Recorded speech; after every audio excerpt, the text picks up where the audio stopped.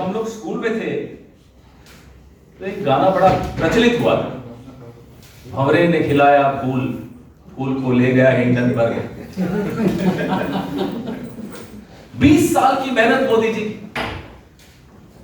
जब मुख्यमंत्री थे तब की मेहनत, जब प्रधानमंत्री बने तब की मेहनत, इतनी मेहनत करके मोदी जी ने एक गुब्बारा फुलाया, उस हवा निकल गई। सारे नियम कायदे कानून ताक पर रख के एक आदमी को मोदी जी ने पाल पोस कर बड़ा किया।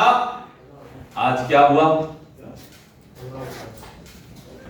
ये मोदी जी और अदानी जी के बीच का मामला होता तो हमारे को क्या आपत्ति थी? हम भी चुप रहते, आप भी चुप रहते।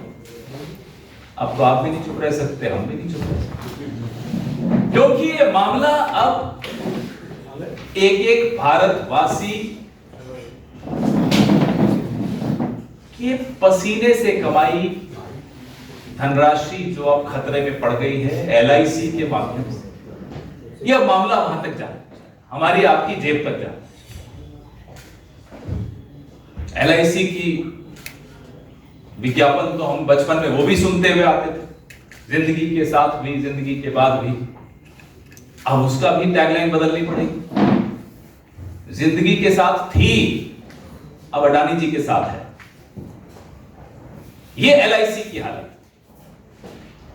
और पीएम प्राइम मेंटोर, अडानी जी के प्राइम मेंटोर हैं प्रधानमंत्री, चुप, एकदम चुप, एक शब्द नहीं सुनाई देगा आपको प्रधानमंत्री के।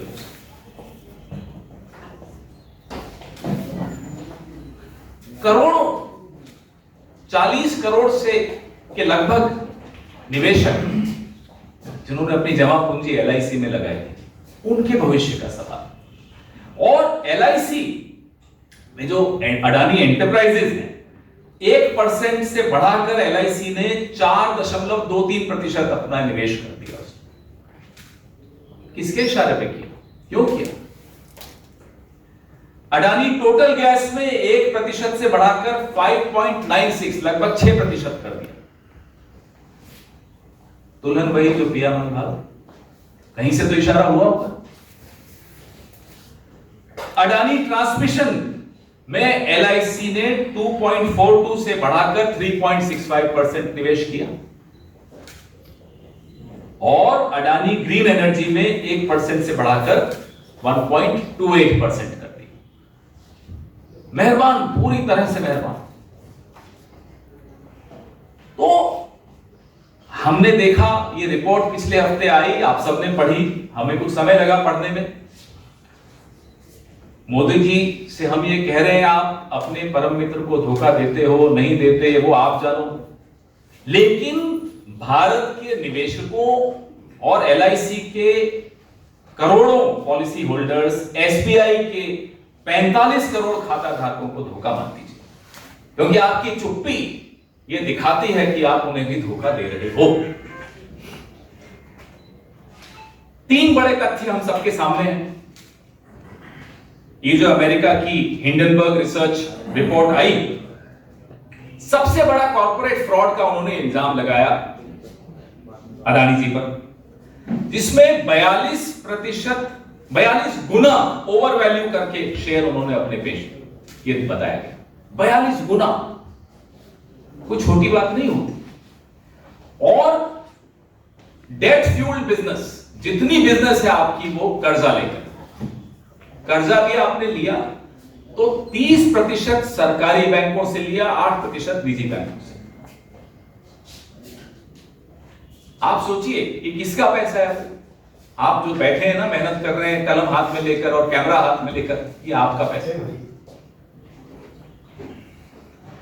और अडानी परिवार के सदस्यों ने जो कथित तौर पे मॉरिशस, यूएई और कैरिबियन आइलैंड्स में जो उनकी बेनामी टैक्स हेवन में जो शेल कंपनीज हैं, बेनामी कंपनीज हैं, एक पूरा मायाजाल है जिसके बारे में हमने उस हिंडनबर्ग रिपोर्ट में पढ़ा। मैंने आपको एलआईसी, एसबीआई के विषय में बताया, मैंने आपको हिंडनबर्ग रिपोर्ट की जो जिस्ट है, जो सारांश है वो बताया। एसबीआई, मैंने आपको ये बताया कि 30% सरकारी बैंकों से उन्होंने लोन लिया, जो तीसरा और सबसे सनसनीखेज बात है, जो आप लोगों की शायद नजर नहीं पड़ी या किसी और कारण से आपकी नजर नहीं पड़ी, वो मैं नहीं जानता, जो उनके संबंध हैं, साहब के तो हैं ही संबंध चीन से, तो मैं बताता ही रहता हूं। तो साहब के जो दोस्त हैं, उनके जो संबंध हैं, चुंगलिंग बिजनेसमैन है चीनी, संदिग्ध गतिविधियों में पहले भी उनका नाम रहा है। जिस अगुस्ता वेस्टलैंड की हम लोगों ने जेपीसी बैठाई थी मनमोहन सिंह सरकार ने, उसमें इनका नाम था। हमारे नेताओं के नाम तो ये जबरदस्ती लिखवाना चाह रहे थे इन्वेस्टिगेशन के दौरान। जिसका नाम है वो तो घर में ही अपने दोस्त के पार्टनर है। आप सोचिए, याद होगा आपको, एसजी सुषेण गुप्ता दिखाया जा रहा था, नहीं नहीं तो सोनिया जी का नाम है जी, जबरदस्ती नाम लिखवाया जा रहा था हमारे नेताओं का। जिसका नाम है वो है चांग चुंगलिंग गुडामी इंटरनेशनल, और वो आपके गौतम भाई के पार्टनर है। एक ही एड्रेस है सिंगापुर में जहां से ये ऑपरेट करते हैं। आप बताइए कि क्या रिश्ता है, जहां चीन की चीनी भी मिल गई, बड़ा मीठा रिश्ता है। अब आज सिटी ग्रुप ने अडानी सिक्योरिटीज को मार्जिन ऋणों के लिए अब स्वीकार करना उन बॉन्ड्स को बंद कर दिया। कल क्रेडिट स्विस ने बंद कर दिया था। सेबी चुप है, सेबी नहीं बोल रहा। यह भी हैरानी की बात है, प्रधानमंत्री चुप है, समझ में आता है। हो सकता है मातम में हो प्रधानमंत्री, इसलिए चुप हो, हम मान सकते हैं। घर में गमी हो जाती है तो इंसान ज्यादा नहीं बोलता। सेबी क्यों चुप है? सुना आरबीआई बहुत कम, धीरे धीरे आवाज में कुछ बोलना शुरू किया है आरबीआई, लेकिन सेबी एकदम मुंह पे टेप लगा हुआ है, बंद। कारण तो हम इन करोड़ों निवेशकों, खाता धारकों, पॉलिसी धारकों की आवाज बनकर आपके सामने आए हैं। हमारा ये फर्ज है कि उनको हम आवाज दें। वो आज चिंता में है और चिंता उनकी जायज है। हम 3 मांगे कर रहे हैं कि सुप्रीम कोर्ट के मुख्य न्यायाधीश की देखरेख में एक निष्पक्ष जांच हो, जिसकी रिपोर्ट दिन प्रतिदिन, एवरी डे, डेली रिपोर्ट साझा किया जाए, सार्वजनिक की जाए। हमारी दूसरी मांग है कि हिंडनबर्ग रिसर्च रिपोर्ट की विस्तार से जांच हो और एक संयुक्त संसदीय समिति जेपीसी का गठन हो। Our first demand is an inquiry under the Chief Justice of India. The report should be made public every day.